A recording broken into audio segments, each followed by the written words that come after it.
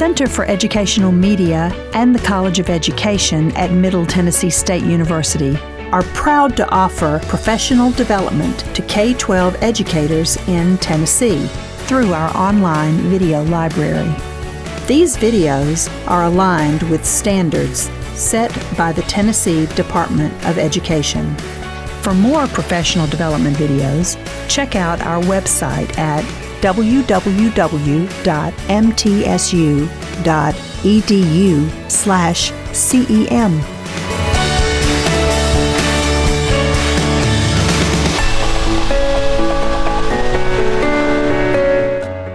Welcome back to the Center for Educational Media School Counselors Collaborative Summer Academy 2024.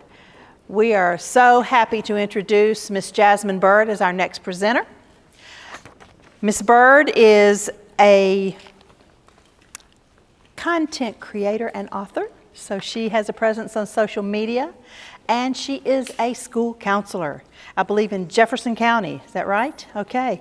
So Ms. Bird has been nominated, recommended to us to talk to us about her work. So I welcome Ms. Bird. We're so happy you're here today. So we look forward to hear what you have to say. Awesome. Thank you. I will never forget it. It's like it was yesterday. Me and my cousins wanted to go across the street from my grandmother's house to play at the neighborhood park. So off we go, running across the street, and we're having a good time, going down the slide, across the monkey bars. We are enjoying ourselves. But little did we know that things was going to change. We started hearing gunshots, and when we looked over, there was a man that was standing outside of a white SUV, pointing the gun as the white SUV was going by, shooting. All I know is that my mother screamed out, "Get down, get down." So that's what we did. We hit the ground and waited till the coast was clear. Thankfully for me and my family is that they was able to nurture us back into normalcy. Thankfully, we had a strong, loving family. We had someone that we can go to help process that information or process that experience, that moment. But what about those students? What about those kids that have moments like those, whether it's one incident or it's something happening over and over and over again, and they don't have that family that they can go to? I mean, they're there maybe, but yet they aren't open to talk to them.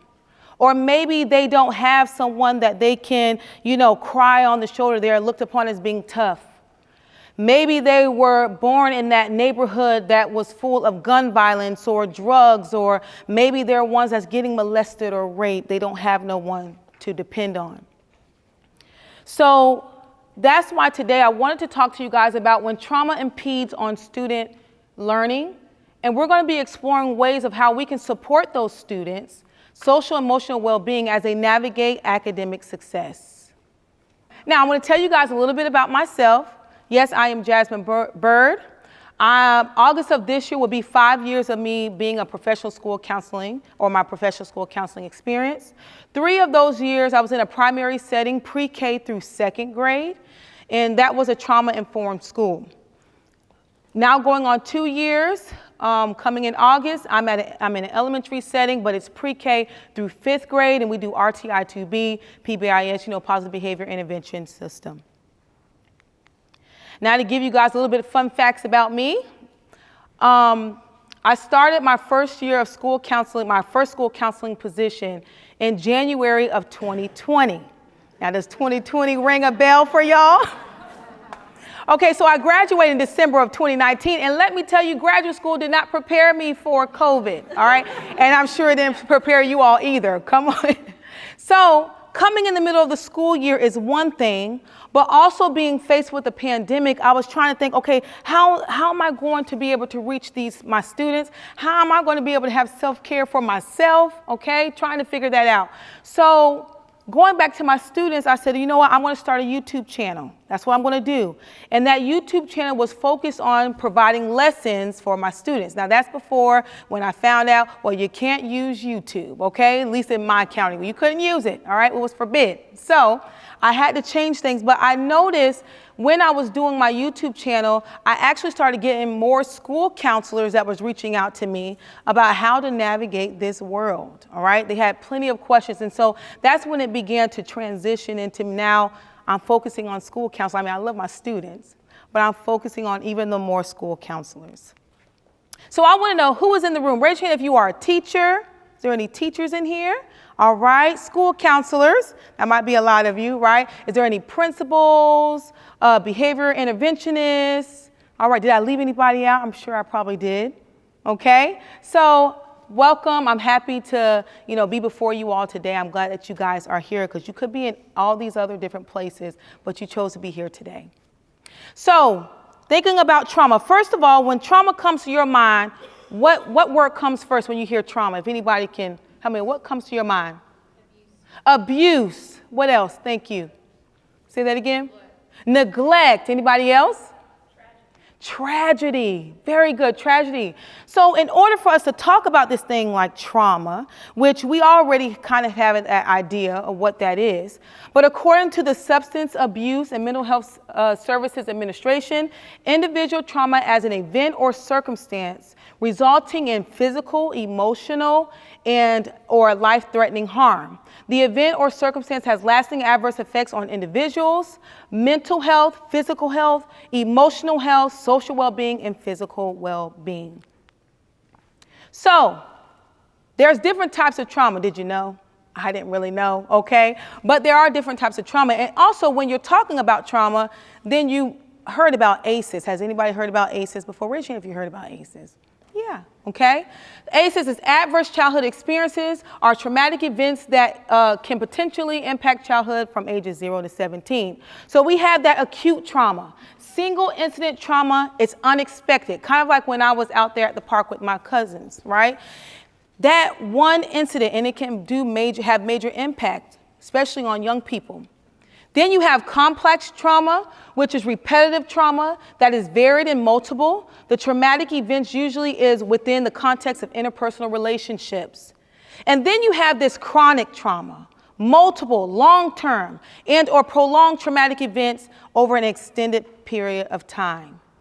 Now, let's go ahead and get into those different traumatic events that can happen. You have community or school violence. Right? Like I began to talk about before, in your community, that might be the gun violence, that might be, drug, it might be just a lot of poverty, right? You have that school violence. We've heard of many gun shootings that have, just in the U.S., that has taken place, right?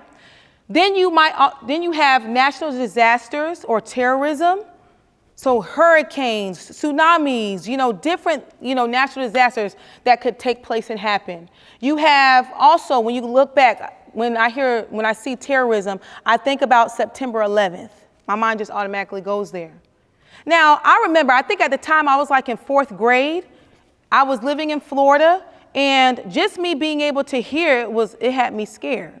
But I can just imagine the kids that was actually living in New York when that has happened and when that took place. Then you have commercial sexual exploitation, sudden or violent loss of a loved one, right? That grandmother that passed away, that cousin, that friend. But I just don't want to limit it to humans. I want to also incorporate that dog, that cat. Let me tell you guys, I had a dog. I don't know, I really wanted a dog, and I felt like I can do it.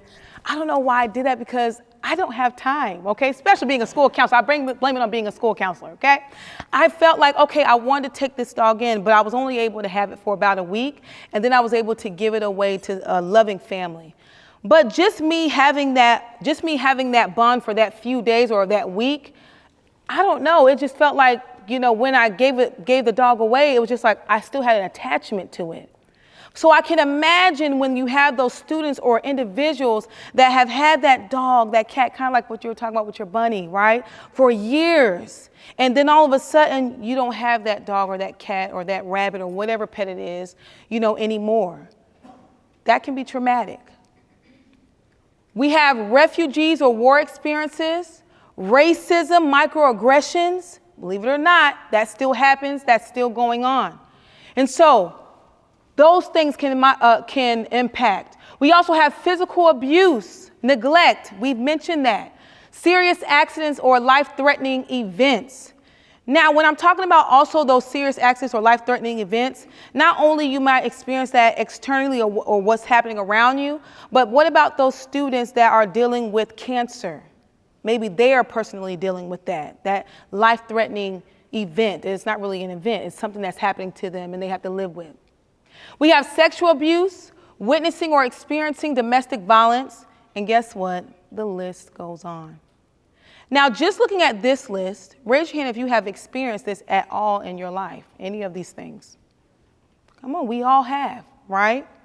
And so with that, when we are getting all of these, are experiencing all of these different events or traumatic things that are happening in our life, that's why I'm so thankful for this, I'm sorry, let me get this really quick. Nadine Burke, I believe that's her name. Hold on one second. Bear with me. Yes, Nadine Burke. Nadine Burke Harris is an award-winning physician, researcher, and advocate who was a Surgeon General of California. She is known for linking adverse childhood experiences and toxic stress with harmful effects of health in life. So she's going to be talking to us about what these traumatic events can do, especially to young people, right? And so let's watch this really quick.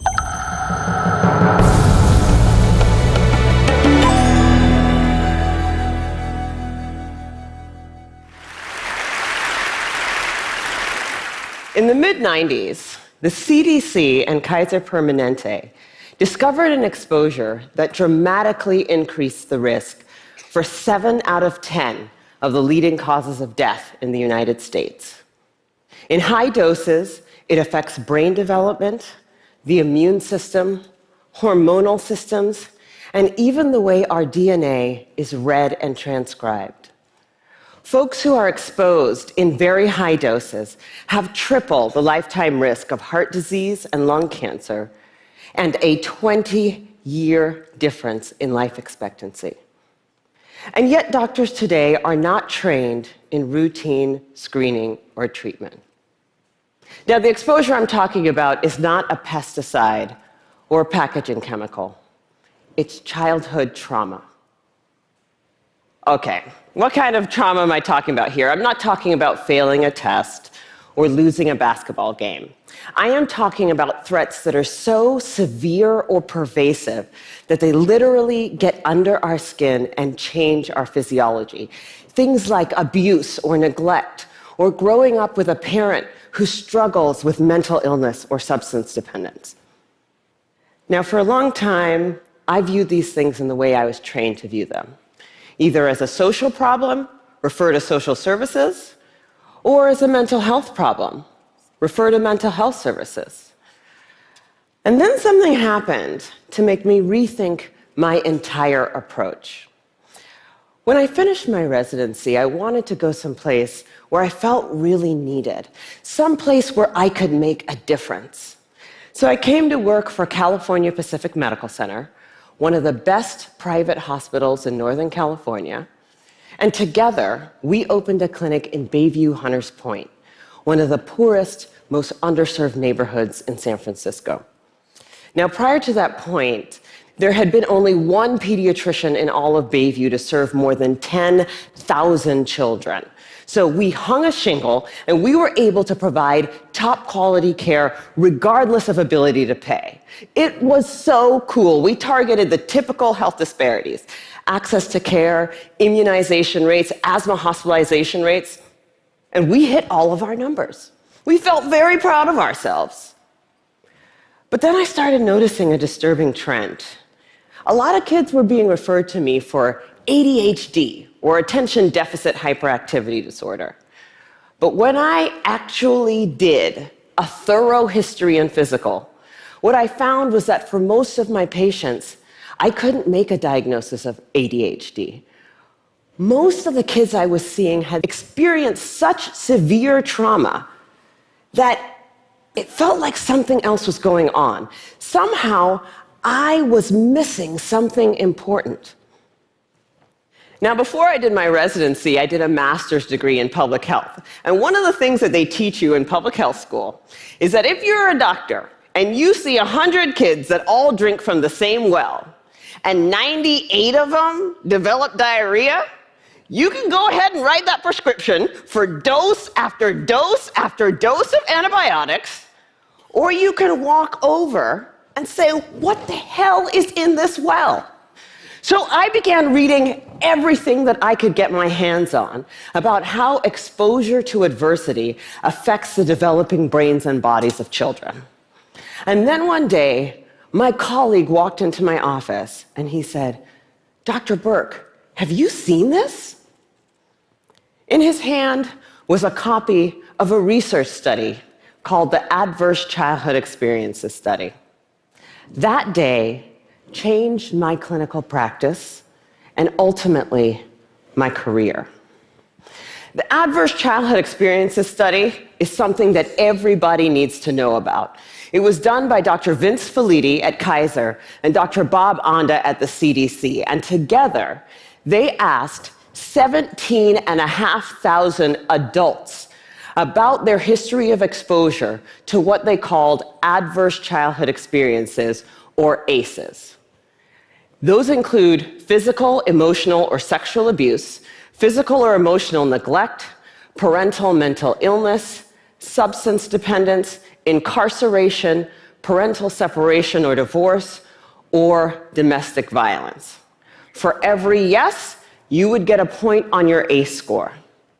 And then what they did was they correlated these ACE scores against health outcomes. What they found was striking.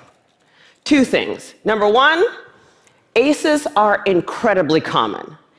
67% of the population had at least one ACE, and 12.6%, 1 in 8, had 4 or more ACEs. The second thing that they found was that there was a dose-response relationship between ACEs and health outcomes. The higher your ACE score, the worse your health outcomes. For a person with an ACE score of 4 or more, their relative risk of chronic obstructive pulmonary disease was 2.5 times that of someone with an ACE score of 0. For hepatitis, it was also 2.5 times. For depression, it was 4.5 times. For suicidality, it was 12 times. A person with an ACE score of 7 or more had triple the lifetime risk of lung cancer and 3.5 times the risk of ischemic heart disease, the #1 killer in the United States of America.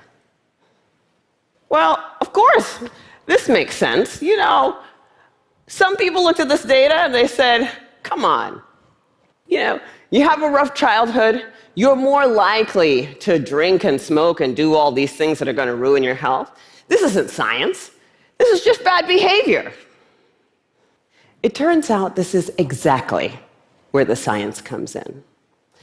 We now understand, better than we ever have before, how exposure to early adversity affects the developing brains and bodies of children. It affects areas like the nucleus accumbens, the pleasure and reward center of the brain that is implicated in substance dependence. It inhibits the prefrontal cortex, which is necessary for impulse control and executive function, a critical area for learning. And on MRI scans, we see measurable differences in the amygdala, the brain's fear response center. So there are real neurologic reasons why folks exposed to high doses of adversity are more likely to engage in high-risk behavior. And that's important to know. All right. So if you guys want to watch more of that, once again, you'll be able to have access to my slides and you'll be able to watch the rest. So how trauma impacts the brain. So I want you guys to look at these images. You have image 1, you have image 2. Which image shows a child that has been affected by abuse? So looking at image 1, which one do you think, A or B? So just have that in mind. And look at image 2, which one do you think, A or B? So look at that. So looking at image 1, raise your hand if you think it's A. Raise your hand if you think it's A. Okay? Thank you for that. And raise your hand if you think it's B. Very good. For image 2, raise your hand if you think it's A. Okay, that's all right, me too. I was like, that has to be it, right? Raise your hand if you think it's B. Okay, so looking at image 1, the answer is B, okay? When you're looking at that brain scan, this is a child that has been institutionalized shortly after birth. It shows effect of extreme deprivation in infancy. The temporal lobes which regulate emotions and receive input from the senses are nearly inactive, and that's where you see the black in those areas. Okay, such children suffer emotional and cognitive problems. Now for image 2, the answer is B, right? This can cause brain shrinkage, problems with memory, learning, and behavior. A child does not learn to regulate emotions when living in a state of constant stress, associated with greater risk of chronic disease and mental health problems in adulthood. So when I was first looking at this, I was definitely A's for both of them. But it's something when you begin to see, like, oh my gosh, just, you know, when you're looking at kids that's dealing with traumatic experiences, how it is really changing their brain structure. The typical development of the child, the main focus when they're coming to school is cognition, right? It should be cognition, social, emotional regulation, and survival. Survival should not be on the highest part or should be the biggest part that they're worrying about, right? But so many times, because we have children that are dealing with that developmental trauma, when they're coming to school, they're not trying to hear what the teacher says, right? It's hard for them, all right? This might be Sarah. Sarah comes in, and I hope nobody's in here named Sarah, okay? Or maybe you do want to be Sarah, I don't know. Sarah comes in, she got her things together, she's sitting down in her seat, she's ready to listen to whatever the teacher has to say. But then you have Bob that comes in. Nobody's in here Bob, right? I don't think there's a Bob, no. Bob comes in, and when he's coming in, he is just off the rails. He's crying, don't know where anything is at, right? Because maybe he's got a lot, or he does have a lot going on. He's trying to regulate his emotions the best way that he knows how. So when you're looking at the stats, 13 of every 30 students experience toxic stress from 3 or more ACEs. Now for some, that might be your whole class, okay? I've actually worked in schools where it was probably about 20 kids. And guess what? It was in the teens where it was maybe 15 kids that they really had a lot of traumatic things that was going on. So having to help those teachers and navigate that moment or with those students. Then with 2 or more ACEs, children are 3 times more likely to repeat a grade, 2 times more likely to have special health care needs. As the number of ACEs increased, there was an increase in identified behaviors, right? Then we have at least 1 in 7 children experience child abuse and or neglect in the past year. Now this is from 2021, but I'm sure that it's probably have risen since then. All right, so this is what we're dealing with. So I have an activity I want to do with you guys. I'm going to need a volunteer. Does anybody don't mind? You're just going to stand up here and hold rocks. Now I'm going to need 9 people. Can I have 9 people? Thank you. And you can just stand right here and I'm going to pass you a rock. Thank you so much. I'm going to actually pass. And I want you guys to have in your mind something traumatic or trauma. What does students face when they come to your classroom? And I want you to say it out loud and I'll repeat what it is that you say. There we go. I think that might be enough. You going to come? Yes. Thank you. But think of that one thing. So let's say for me, and it can be repeated, but my mother just passed away, and you're going to hold it. I just want you to hold it just like that. Mother passed away. Do you have one? Just a traumatic event. My dog died. Dog died. You're going to give it to her, and then you can take your seat once you give it to her. I'm sorry. Fighting with friends. Fighting with friends. Yes.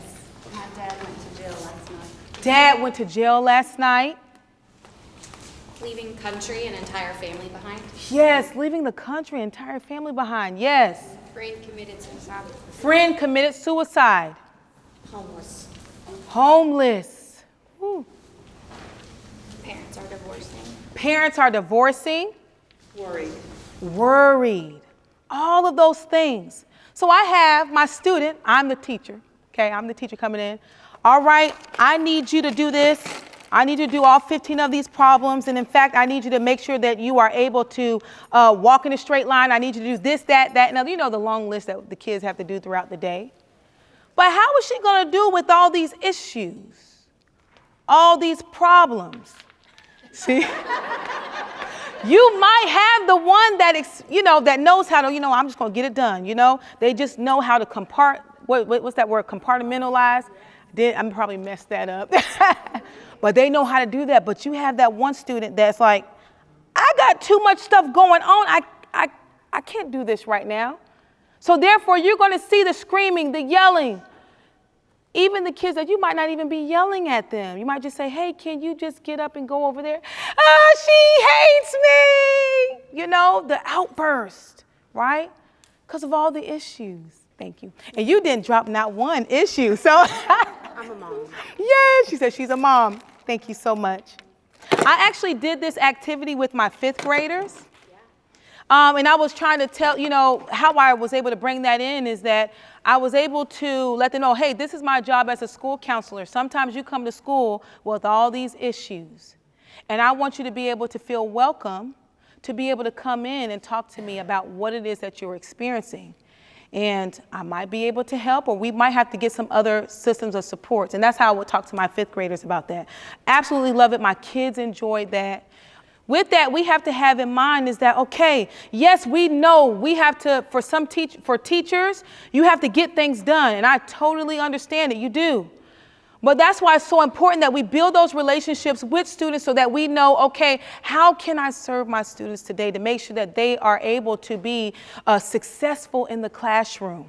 So I have to call on the school counselors. Is there any school counselor that's called for just any and everything? Yeah. Some of the things I was called for, I'm thinking like, I don't even know how to do. I mean, what, you want me to handle this? I think this needs to be a principal thing, okay? All right, but so easily we can be grabbed, put in that position, right? So trauma survival behaviors. You have the fight, that you take action to get rid of the danger. You have the flight, which is try to run away from the danger. And then you have the freeze, the attentive immobility. So what does the symptoms of trauma in a learning environment look like? So I want you guys to look at that. For fight, what does that look like? Okay, think about that. For flight, what does that look like? So for the fighting, it's verbal attacks, aggressiveness, right? Assaultive behaviors, defiance, excessive crying, all right? Or screaming. You have the flight, the runner. Y'all have runners in your classroom or in your school? Woo! Let me tell you, I'm going to get into a story a little bit later on and share with you guys about one of my runners. All right, we have refusal to talk, avoidance. I've dealt with students like that where they become like a brick wall. And it's like, okay, you don't want to go to lunch? I know you're hungry. You don't want to go to recess? They just don't want to do anything. Dissociation, depression, risky behaviors. Then you have that freeze, unable to make decisions, lethargic. Non-responsive, unable to interact or sustain relationships, memory problems. So the examples that I've dealt with, especially when I was at the primary school, I had a student that was separated from their biological family and living with foster family. They had been in and out 3 or more foster homes, and he was only in 1st grade. This student would hit, scream, stomp on laptops, and called the teachers' names. And let me tell you, that's just me being real polite, okay? There was many more things that student has done. Then in the flight mode, I had a student that was also in foster care and experienced some tragic things in his little life. And when things got tough in the classroom or someone would try to make him do something he didn't want to do, he would just run out of the classroom. So we actually had to end up, having an IEP for that student. Now, I do not work with IEPs, but I do work heavily with the special education teachers. So most of the times I'm in those meetings with them, especially if they call me. And so we had to come together as a team to work together to see how we can support that student. We actually ended up having to get an assistant with that student because it was just too much. Then I have freeze, where multiple students that wouldn't respond when they were overwhelmed. So I actually had a student, they were in their RTI groups, and I don't know what happened. I don't know if the teacher might have said something or a student said something, but this student would not do their work. Like, they just was, like I said, that brick wall. And they called me in. Now, let me tell you, there's times where I'm very successful and I'm able to reel the kids in. But there are times where, okay, they don't like Miss Bird today, okay? So that's why it's also important to realize as school counselors is that you might not be that person, and even as teachers, right? You might not be that student's person, and that's okay. I will gladly pass you on to somebody else. And I'll just do what I'm supposed to, other things, you know? So finding that person because if you're not that person, finding someone that student can have that relationship with, and hopefully they're able to come. So I love this quote. It says, when little people are overwhelmed by big emotions, it's our job to share our calm. I'm going to be honest with you. There's been times where it's been hard to share my calm, okay? I've had students that hit me, right? Hit me in the stomach, threw things at me, right? And I had to make sure that, okay, you can't take this personal. And it can be easy, especially when you are not dealing with maybe the things that are going, maybe you had dealt with some things at home, right? But it's very important that, okay, they're just young, they don't know how to deal with their emotions, they might have faced some traumas. Okay, let me just have that in mind, right? So it says not to join in their chaos. So the behavior is what we see, all right? But we have to build those relationships, once again, to really get into, okay, what's really going on with you? What's really going on? This is the story I was going to tell you guys about. So you guys see that big number right there? 17,465 steps. This is the amount of steps that I took in one workday for one student. And I'm telling you, it wasn't really steps, I was running. Okay, I was running. Let me tell you guys the backstory. So we had got an email letting us know that, or my principal know that, hey, we have a student that's coming. They're in DCS that he was just taken from his mother. And so this student's going to be coming. Now, they were supposed to come on a Monday. That student didn't arrive on a Monday. So, of course, it's out my mind, you know. So Tuesday comes, and all I hear is pattering of the feet. And so I'm thinking, like, what is happening? I see my principal running after this kid. I see the speech therapist trying to go and trying to, you know, help this kid because, you know, I don't know what happened. I don't know if the student came on a bus or whoever the student was with got out the car, and then the foster parent or whoever was just like, okay, have full range, okay? But somehow I ended up being that caretaker. Now that's when my job no longer was a school counselor. And that's why it's important that we advocate for ourselves. And I had to eventually advocate for myself. I had to stay with this student for about maybe a month. And I did talk to my principal, and she did put someone in place to help or to take on my role so that I can do what I'm supposed to do. Because I was still looked upon to do 504s, meet with students, all these different things, right? But I began to realize is that I began to grow a bond with this student. Now I'm going to show you guys. So 17,465 steps. Let me tell you what a day does. The next day, which is the 14th, look at how that has halved. 8,700. I mean, we were still running, but it decreased. This student was pretty much, nonverbal pretty much, you know, you couldn't really understand what was going on. But as the day was going on the 13th, we began to realize, okay, I need to get some cue cards. We got cue cards. Was it that you need? And then we ended up making sure that we had to put things in fast and quick, you know? And so that's why we was also able to see such a change. We tried him out in the classroom. Eventually, he couldn't really stay in the classroom for too long. All right. And so with that, over time, like I said, I was with that student for a month, is that we was able to see a significant change where now those numbers actually went down. I wish I would have made another screenshot to show you guys, but those numbers began to go down. And it was all because that student began to feel more safe, right? They began to know we're not here to hurt you. Yeah, we see you running and things like that, but we're just here to help you. And he was able to pick that up. So Hopefully you guys won't have to experience that, or maybe some of y'all have experienced that. But always saying, okay, look, it's not about me. It's not about, okay, what is it that this child needed? What is it that this student needs? De-escalation strategies. For one, remain calm is the main thing. Okay, trial and error for me, especially with that student. But hey, you live and you learn, right? Remaining calm. Then we have, I don't know if you guys can get a little bit close. Validate their feelings and not their actions. Offer choices. Use a calm, soft voice. Don't yell and be hard at the child, right? That's important. You will have more access to even the longer list or this list when you guys go back to the presentation.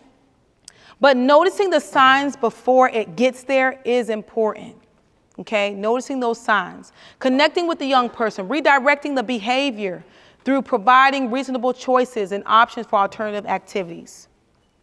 And your youth is calm. Discussion about what happened can take place, and if necessary, consequences can be determined. Because there are times where, okay, yes, I want you to, be able to regulate. I'm glad you were able to regulate, but there has to be a consequence for this because you shouldn't have hit that student, all right? You still have to learn, so you can weather that. So impacts of trauma in the school setting, you have the cognitive functioning, attention and concentration, so difficulty to focus, the short-term and long-term, they're not able to remember a lot, right? Executive functioning, so you have difficulty to manage assignments and schoolwork, hard to keep up with stuff. The academic performance, you see the lower in the grades.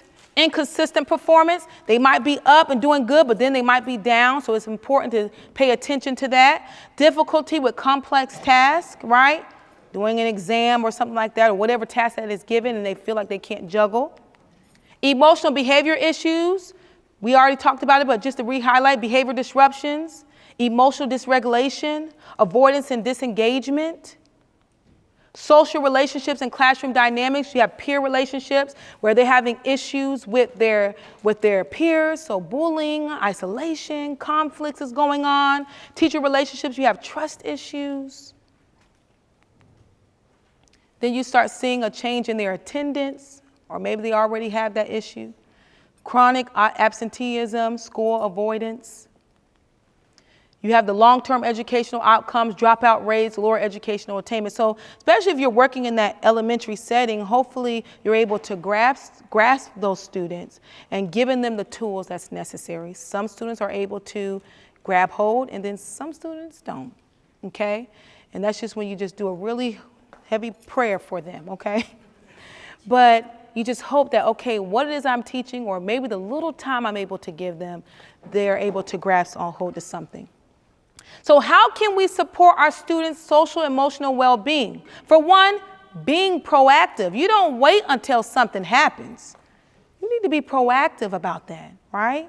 So what are things that we can do? For one, how you're being proactive, promoting a positive school environment. So building those positive relationships, right? You build that trust between faculty and staff and students, right? Mentorship programs.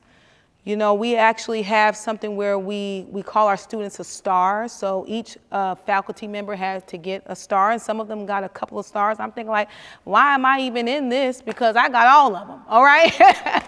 But there's a star that we had to get and check up on that student, see how they're doing. Also encourage inclusivity and respect, so providing training to the faculty and staff and diversity and inclusion. This is important, trainings for our faculty and staff. And sometimes you might, especially as school counselors, have to be open to be the ones to run that training. I have had to do trainings, letting them know, okay, what is how we should handle certain students, or how, and I won't say handle certain students, but how we should handle students of all diversities. And so we have culturally competent. And so being able to have those times and have those moments. And then we have create safe and welcoming spaces, which we already talked about, even she has mentioned it. But in that physical environment, so in the classroom or in your office, having that place where they can go to, right? Those safe zones. Promote positive behavior. So for us at my school, we have RTI2B, having recognition programs. One of the things that I really try, we also do like a school store and all that, kids absolutely love it. But one of the things I try to tell my faculty and staff is that it can be so easy to give to the students that always are doing good. But make sure you have your eyes open for even the students that is a little bit rough around the edges, right? I don't care if it's the smallest of things. You give them a buck or whatever, one of the school bucks or whatever, to show them and to recognize them that, hey, we see you are making steps. Encourage student engagement, so you have extracurricular activities, student meetings. I know for me, I was able to take on, because I didn't start it, but my principal was like, hey, can you do this? But a student ambassador program. So that was with my 5th graders, and I was able to take those students under my wing, and we talked about leadership, and there was different things they had to do around the school. And so entrusting them with that. Also, even in my classrooms, there's times where I would actually meet with my students. Okay, before we do a lesson, all right, let's talk about how was your day? What's going on? Is everything good? Right? So having those conversations. Routine assessments and improvements. So sending out those surveys. Look at data to see where you can improve. That's important, because we can be so stuck in, hey, I'm in my zone. It works for me. It doesn't matter about nobody else. It works for me, right? But we have to have that feedback so that we know, okay, this is either really working or it's not working. So one of the things that I love to do is send out my needs assessments. And I was actually able to this is a needs assessment I did a couple of years ago, but every year I do my needs assessments. And I send it out to my parents. And so I just use Google Forms, and it formulates everything for me, and I'm able to put it in there. But I actually ask the parents, okay, what is it that you feel like your child needs? Right? What small groups would you like them to be a part of? And they also have an option to say, no, I don't want them to be a part of nothing. I've had parents that say, I don't want them to have individual counseling or small groups. But at the end of the day, if your child comes to me, I'm not going to turn them away. But with that being said, this was very beneficial. Now, out of 389 responses, I at least was able to get 187 out of 389 responses for that year I was able to get. Right? So this was also make it easy for me, especially when I did small groups, is that I was able to already get the okay from parents through already sending this out at the beginning of the year. So that really worked out for me. But coming into this new school year, I could not do that because the way that they reached out to parents was different. So I had to send out those letters, and I had to call parents and see if that was okay. Another thing that we use, which is right beside it, is the SRSS. So that's a universal screener, okay? The teachers have to fill that out. It's for external and internal behaviors. And so my teacher would fill that out, and they would give that to me, and then I would know, okay, the kids that I would need to pull. This is my creative space, my school counseling office. So you want it to be calm, welcoming, organized. For a little bit at least. If you have a lot of kids coming in, it ain't gonna be organized, long. Flexible seating arrangements. Now this is just a part of mine. There's a whole nother part on the other side. So utilizing counseling support, so individual counseling. So talking about those emotions, self-awareness, goal setting. This is actually the mailbox that I use, where my kids, right outside my door, they're able to put whatever they need. And I quickly learned, this is my first year doing it, that I keep referring to you because this is just so true. This is too many. I have about close to 500 students, and I'm getting all 500, okay? So this year, I'm gonna talk to them about, okay, this is how I want you to use this. I might not see you, because I would be in the hallway and some kids said, hey, I sent a note to you about 4 weeks ago. And I tell them, honey, I'm sorry. I have a lot of kids I have to see, But if that is something that you want to implement, that is definitely something that you can, but I would definitely suggest, just have them write what's going on and not put that they want to see you, okay? So you can also include books, board games, Meebe doll. I love this Meebe doll that I've had. I actually taught lesson. It's a blank-faced, little purple, hairy-looking doll, but it has little Velcro faces that you can put on it. So sometimes it's hard for students to express what is going on in that moment.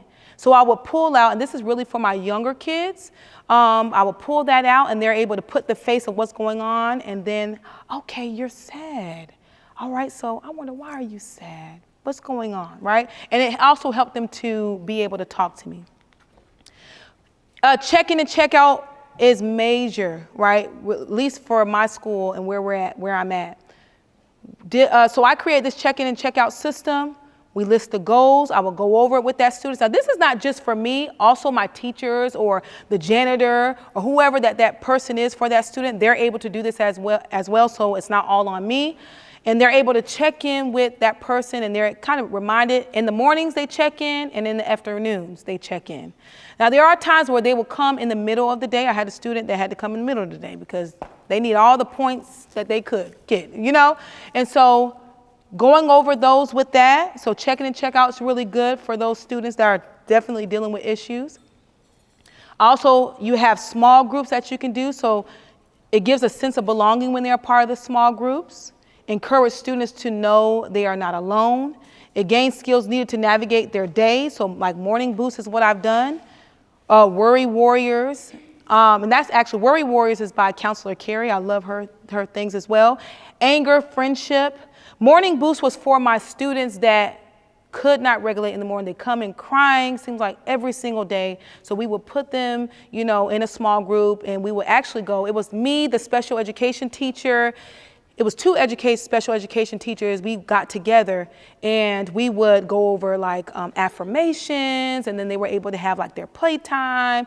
And that was a really good way to transition them into the classroom. But that was also a time where my teachers had morning meetings. And so we were able to do that in the morning like that. Then you have your guidance lessons, right? You can work on building relationships, social, emotional, academic, and career. And these are links that you see where there are free curriculums and activities that you can do. So you want to make sure. This is for elementary, middle, and high school, okay? Because I know it can be easy, especially with me only being an elementary school counselor, to forget about the middle school and high school. But today I didn't forget you, okay? If you go and click on on some of those links. Collaborating is a big thing, because when I see a student that is having issues or problems, I want to make sure that I'm touching bases. So, of course, teacher and school counselor, we're talking, right? But there has been times where, okay, I have to talk to, you know, the special education teacher, or I have to reach out to my behavior interventionist. Now, I know every county does not have a behavior interventionist. And actually, the school where I'm at now, we don't have one. So I'm one that's looked upon as doing like the behavior intervention plans, the FBAs, which is the functional behavior assessments, and those things. And so, but definitely if you have one, cherish it, okay? If you have a behavior interventionist. Talking to administrators, that's important. Parents and guardians, right? Sometimes you might have to reach out to the community. There has been kids that came to me, we don't have no food and things like that, so I would reach out to, we actually have a family resource center that I would reach out to, and hey, can you get a hold of this student's family? And then that's what they do, and they'll get a hold. You also have coffee with the counselor that you can do, right, to touch bases with the parents. Hopefully they are wanting to be a part of that, right? Wraparound meetings, parent-teacher conferences. And then you have those accommodations of supports. Now, let me tell you, 504s, I'm not going to say I'm an expert because I'm not, and I'm still learning, okay? But it can be utilized, and it's a very great plan to put together, especially when you have people that is implementing it the way that it needs to be. And if you are the 504 case manager, making sure that you are overseeing those, right? I'm the 504 case manager at my school. And so I have to make sure I oversee them, making sure the teachers are doing what they're supposed to do, and all that great stuff. The FBAs I told you guys about, which is the functional behavior assessment, and that's like a step up. If you know that you are putting in the plan and everything, but still things aren't working, you're still dealing with some heavy behaviors, then you might have to take that next step, right? And the behavior intervention plan as well. And then IEPs, I can't say much about, but that is something that when you talk to your special education teacher. Is there any questions? So, hi. So I have been a big fan for your YouTube channel. I've been following you for years. And especially the parts about the job search and the interview process and stuff. It's really helpful. I just landed a new job. So my question is not necessarily about the topic today, but about you as a content creator. So I'm thinking about starting my YouTube channel as well, but I'm thinking like, how do you balance, this, sidekick with your job? And also how does your administrators think of it? Like, how do you communicate with them given that they would think, okay, you have so much time doing this, like, Yes. So Yeah. balancing being, that content creator and working, and let me tell you, if you look at my channel, I have missed some months, okay? Because it can be hard to balance, and then at the same time, you deal with your own personal things where you're like, I don't think I have anything to offer, and I don't know, But it's just, sometimes I would also have where people will email me at my email, and then they'll ask their questions, and I'm able to get those questions and out, that way. But most of the time is whenever I'm dealing with an issue or I see that, okay, like I'm a part of different school counselor Facebook pages and I see that there's a question that pops up, then I'll do a video on that. And hopefully I'm answering your question right. But that's how I kind of just navigate that. But I don't put pressure on me to have to pull out one every day because I got my own life, I got my work life to be able to balance. So that's how did I answer your question? Oh, does my admin? Well, I don't know if my admin even knows, okay? And I'm not, well, hopefully he don't watch this. No. I actually put that, and I'll be honest with you guys, I actually put that on my resume and let them know, hey, I help, and I had to do it fancy way. I forgot how I did it. I can't even tell you. I forgot how I did it that fast. But I actually put it on my resume and let them know, hey, I do, help, school counselors around the world. And that is what I do through my YouTube channel. So he hasn't said anything. I don't even think he knows. And let me tell you, he's so busy, he probably not even worried about it, okay? So yes, but it's fine. It's okay. And I mean, he does good. I do good. So, yes. It's not a question, but a comment, I guess, more. Of course, I went to school before school counselors even existed in schools. And I did not learn about ACEs until I went to school to be a counselor. But I know me and my brother, we would have had a lot of those ACEs that are on the list. And we also have to remember the students like myself that excelled in school and that was always in the taking care mode. So I know for my brother, I took care of my brother, I took care of my dad, and I excelled. But then when I got where my brother was opposite, he showed all of those behaviors in school where I was completely the opposite kid.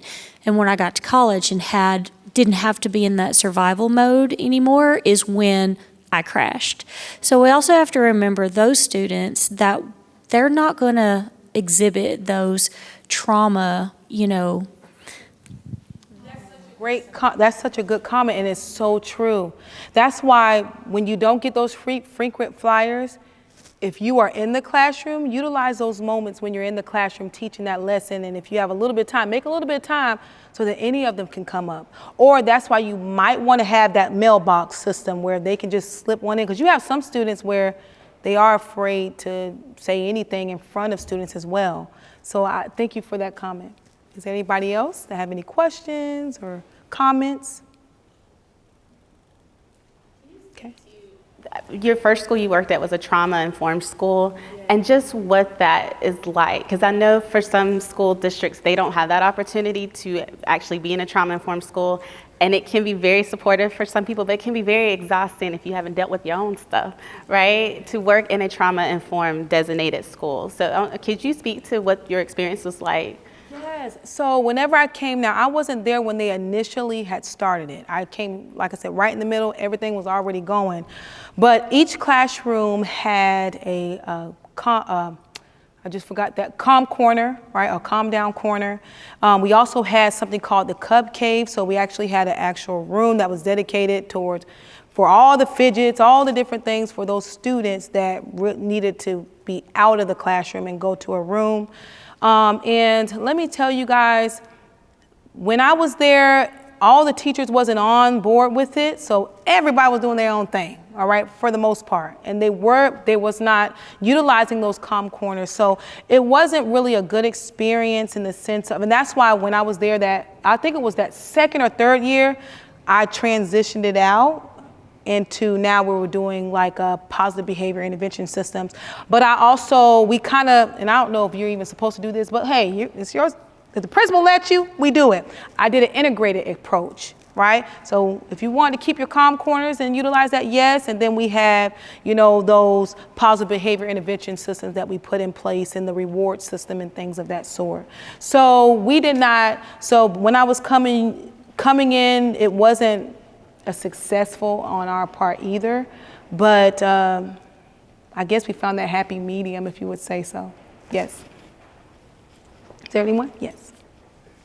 I'd like to add something to that, the question referencing the woman who was a survivor and the success story.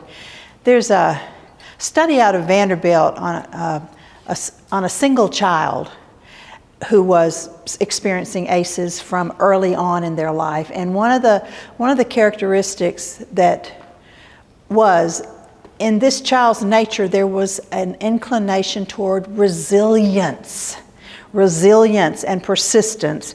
But there was also the presence of a key mentor in their life, and there was some sort of network, a support network present.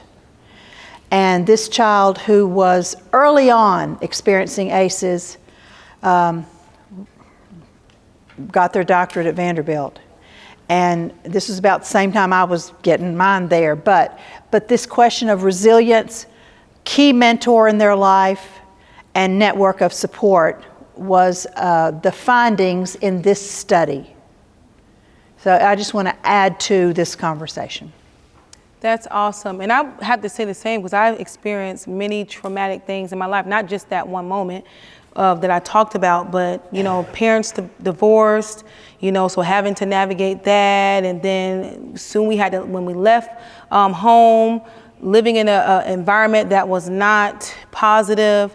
And so there was just a lot of different things, but yet I didn't let that stop me. Everybody is different, you know, but having those key supports in place really meant a lot and also aided in that.